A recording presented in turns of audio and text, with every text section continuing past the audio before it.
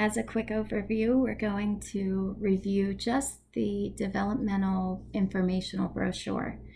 So for this brochure, what I'm going to ask you to do is go to Canva. You're welcome to use Microsoft Word. You're welcome to use whatever program that will allow you to have a threefold brochure and that's what I'm suggesting, just because it will make it a lot easier. It'll be a little sectioned, and it's something that you could actually pass out, and that's what we want to create. We want to be able to create things that teach, and this is what this is intended to do. So for this, the trifold design is going to include, for each developmental domain, a paraphrased, clean and concise description of what the domain is. You're going to also have a concrete example or examples of typical development for each stage, at least 4 examples for the domain. And for the domains with subcomponents, like physical development has fine and gross motor, and adaptive development has conceptual and practical, you are going to give at least 3 examples for the subcomponents. So you don't need to do a big one for physical development, but you're going to break those down into fine and gross motor skills, 3 each. All right, so when you're writing your brochure, please know that your target audience is for professionals, for teachers, paraprofessionals, staff, support services, and pre-education teachers such as yourself, or psychologists or nurses, wherever you fall in that category. So you're writing this to teach somebody what the typical development at that stage and age is. So that's what we're looking for here. So we're blending the research to the practice. Remember, in that first chapter of our book, research and practice do not speak well to each other. We want to open up that door. So you are going to create a brochure that is friendly, that has research backing it, and also provides information in a way that's digestible. So tailor down the technical language, but if you use technical language, make sure that you describe exactly what it is. Pretend that you've never heard these words before, and you are looking to learn and gain an understanding of what is typical for each one of these, for the age and stage that you plan to teach. So know that you are doing this in a professional capacity. I want spelling, grammar, full sentences, unless it's a bullet point, but be sure, I've made a lot of notes on all of the worksheets. Please be sure that you give enough description so that it's understandable. If we say more vocabulary, that is not a good indication, because we don't have anything to compare it to. If I don't know that stage of development and I don't know the stage prior, more isn't going to give me enough information. So be sure that you're being very, very descriptive in terms of what you're describing, and be sure that your reader will know what you are sharing in that section. So that is it. That is our developmental informational brochure. And for that, you will also have a rubric that will guide you through that. I just wanted to give you a quick audio version of what that's going to be. So what this might look like is going on to, let's say for Canva, if this is the vehicle that you choose to use, we may have a trifold. So I'm going to just select one just to give you an idea of what this process will look like. And we can see that it's already in a trifold, and it's already kind of created for you. I don't know that you want to do Eco Labs, but it is your call, however you see this fit to work for you. So you might give a little bit of information about your group, what you do, who you are, why this is important. So we'll say development, children, ages, and whatever your ages are. So I would encourage you to use this back section as your references. And I am going to ask that you list out these references using APA format. So I will be giving you some assistance with that as well. But you're going to list out your references, and this is a great place to do that. You're welcome to do it however you see fit. Just make sure that it makes sense in the grand scheme of things. So you have a full page of references because you've used a lot of references, and you got to carry those over from your worksheets onto your brochure. And we also assure people that we've done our work at that point. We've done the work to get this information. All right, so we have 1, 2, 3, 4 spaces left. And however you want to do this, however it fits for you, but let's say up here we're going to do cognitive development. So on this, and remember, you can change the way this looks. You can make it bigger, you can make it smaller, you can change the font, you can change all of your font is up here. You can do a lot of different things with this. So however you want to make this work for you and your group, I am good with. Just make sure that it looks pleasant to the eye. It has the information it needs. All right, so you might just talk about what is cognitive development. Give that blurb. Make sure that you're using good sentence structure and really clear. Use clarity in your writing. Make sure that you have somebody else read it to make sure that it makes sense to them.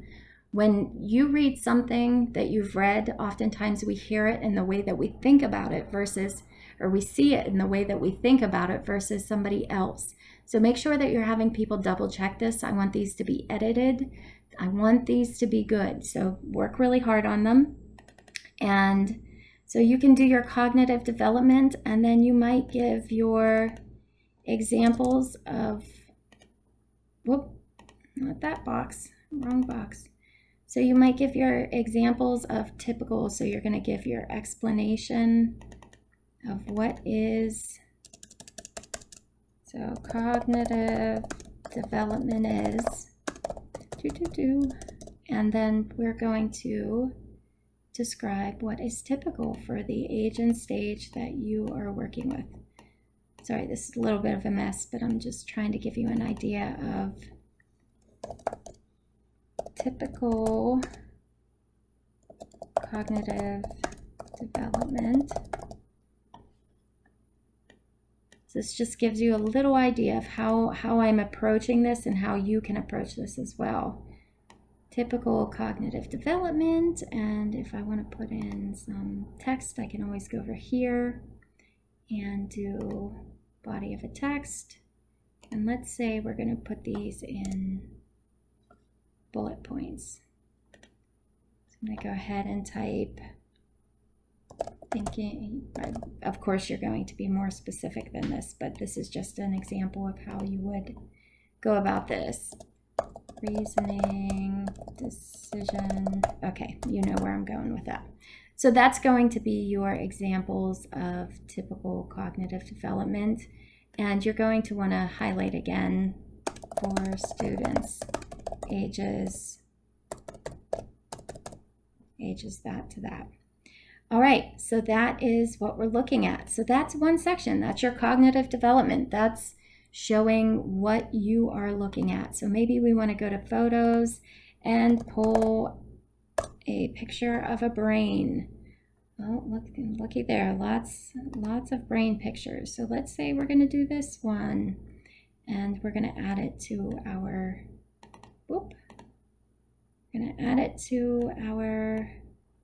brochure, just to jazz it up a little bit, and there it is.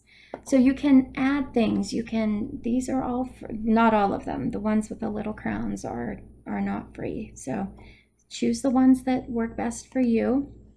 And then for the topics such as physical development, which is going to have 2 subdomains, we're going to do the same thing that we did with cognitive development. So we're going to talk about physical development, but we're also going to include the idea of receptive, or I'm sorry, that's language, gross and fine motor.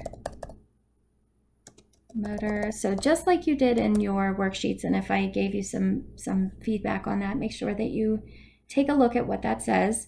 So you're going to talk about the gross and fine motor in this so that your reader knows what those are by the time that they get down to the examples of what that looks like. So let's go ahead, and if we want to split these, maybe we want to do it like this. So for pasting, you're going to have to use Control V on this system, so it's not a copy paste the way that we're used to just kind of right clicking. So let's say there are two sections, and you want to highlight these out like this. You can do that.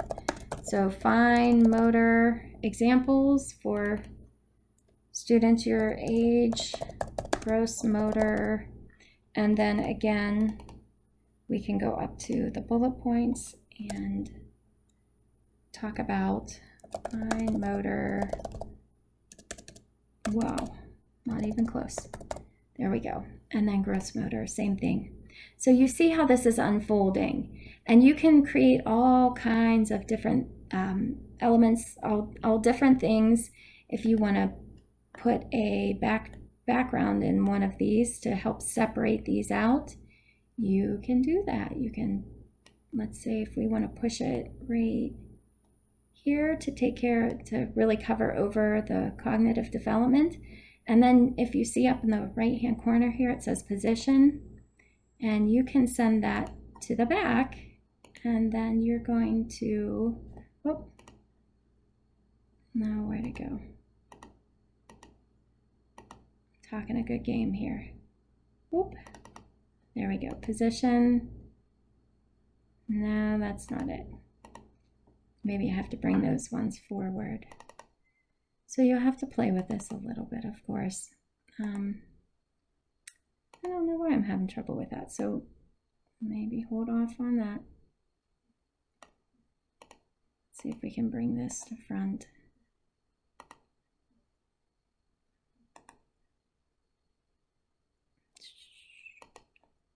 All right, well, I'm having a little wrestling match with that, but typically that does work. I'm not really sure what's happening there. So you can see that you can do a lot of different things with this, and that's what I want you to gauge, that there are possibilities. I want this to be informative. I want you to fill this with as much information as you can without making it jumbled. So make it clean, make it concise. I want to see some hard work on this. This is part of this group process, and now we put it to work. And it's a fair amount of points, so be sure that you're working together on this. I'm going to give you a survey afterwards, and I'm going to ask you, did you give effort to this project? And you're going to give me answers for all of you. So I really want to see everybody working together on this. This is the type of work you're going to do when you get into the real world. Got to be able to work with people together, collaborating and coming up with ideas that sometimes are tough. So here we are, and I can't wait to see how these turn out, and I'm looking forward to evaluating all these.